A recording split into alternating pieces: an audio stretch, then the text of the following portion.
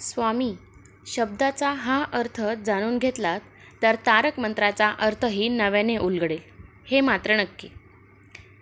नमस्कार मित्रांनो, जर तुम्हाला तारक मंत्राचा अर्थ समजून घ्यायचा असेल तर स्वामी या शब्दाचा आज व्हिडिओ जो अर्थ सांगणार आहे तो नक्कीच जाणून घ्या. भक्तांना तारणारा स्वामी कृपा तारक मंत्र हा केवळ मंत्र नाही तर स्वामींनी भक्तांना दिलेले आश्वासन आहे. स्वामींनी भक्तांना दिलेला हा तारक मंत्र म्हणजे संजीवनी आहे. पण त्याचा अर्थ समजून घेतला आणि मनाच्या गाभ्यातून अंतर्मनाने स्वामींना साथ घातली तर तारक मंत्र म्हणताना स्वामी दर्शन प्रचिती देतात. हा भक्तांचा अनुभव आहे. स्वामी म्हणजे स्व, मी. माझ्याजवळ येताना तू तुझ्यातील मीला सोडून ये, तरच मी तुला दिसेन, असेच जणू त्यांना सुचवायचे आहे. जगाच्या कल्याणा संतांच्या विभूती स्वामींनी देह ठेवताना भक्तांना वचन दिले आहे. जो माझे नाम घेईल, खऱ्या मनाने माझी सेवा करेल, त्याचा योगक्षेम चरितार्थ मी चालवीत. पण म्हणून आपण नुसते बसून राहिलो तर तेच स्वामी हाकलून देतील आपल्याला. प्रपंच सांभाळून परमार्थ करावे हेच अपेक्षित आहे स्वामींना. निशंक हो, निर्भय हो, मनारे प्रचंड स्वामीबळ पाठीशी रे.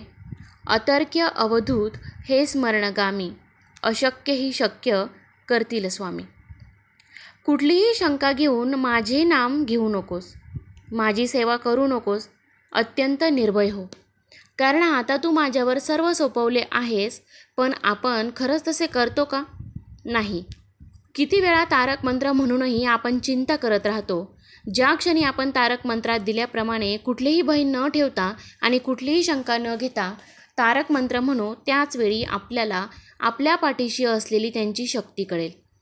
आपल्या पाठीशी उभे असलेले स्वामीबळ इतके प्रचंड आहे की त्यावर आपण निर्धास्त होऊन मार्गक्रमण करू शकतो.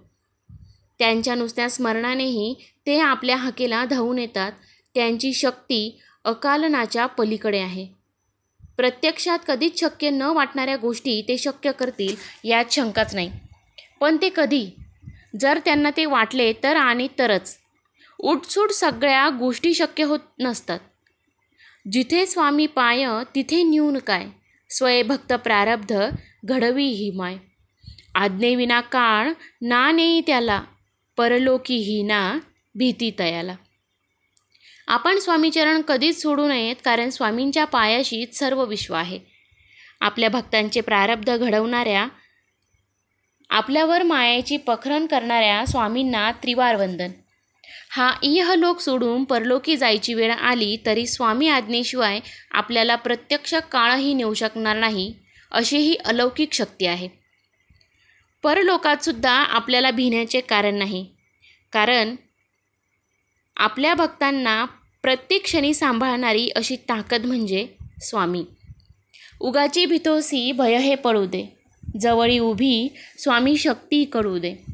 जगी जन्म मृत्यू असे खेळ ज्यांचा, नको घाबरू तू असे बाळ त्यांचा. प्रपंचातील लहान सहान गोष्टींनी आपण सशासारखे घाबरतो. भय आपली पाठ सोडत नाही, आपल्या जीवाला शांतता मिळत नाही. म्हणूनच स्वामी सांगतात, अरे वेड्या, लहान सहान गोष्टींना उगाच कशाला भीतोस? तुझ्याजवळ माझी शक्ती उभी आहे, तिला ओळखायला शिक. हा जन्म मृत्यूचा खेळ चालूच राहणार आहे. पण आपण स्वामी सेवेत आहोत, त्याचे बालक आहोत, ह्याची खूणगाठ मनी ठेव. खरा होई जागा श्रद्धेसहित, कसा होशी त्यावेळ तू स्वामी भक्त. कितीदा दिला बोल त्यांनीच हात, नको डगमगू स्वामी देतील साथ. स्वामींवर गाढ श्रद्धा असेल तरच तुला स्वामी या 2 शब्दांचा अर्थ समजू शकेल.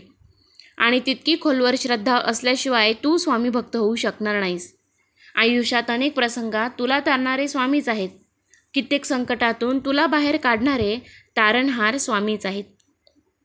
त्यांनी किती वेळा तुला हात दिलाय याचा विचार कर. अखेरच्या श्वासापर्यंत ते तुला साथ देणार आहेत, तेव्हा न डगमगता पुढे जात राहा. विभूती नमन नाम ध्यानार्धी तीर्थ, स्वामीच ह्या पंचप्राणामृतात. हे तीर्थ घे आठविरे प्रचिती, न सोडी कदा स्वामी ज्या घेई हाती. प्राण अपान उदान व्यान उदान, समान ह्या पंचप्राणांमध्ये स्वामीच तर आहेत. स्वामींची विभूती आणि तीर्थ यातसुद्धा स्वामींचा अंश आहेच. हे तीर्थ घेताना त्यांनी प्रत्येक संकटातून कसे आणि किती वेळा बाहेर काढले, प्रचिती दिली ते आठव. श्रद्धेने मनापासून सेवा करणाऱ्या आपल्या भक्तांचा हात स्वामी कधीच सोडत नाहीत. ही खूणगाठ मनाशी ठेव.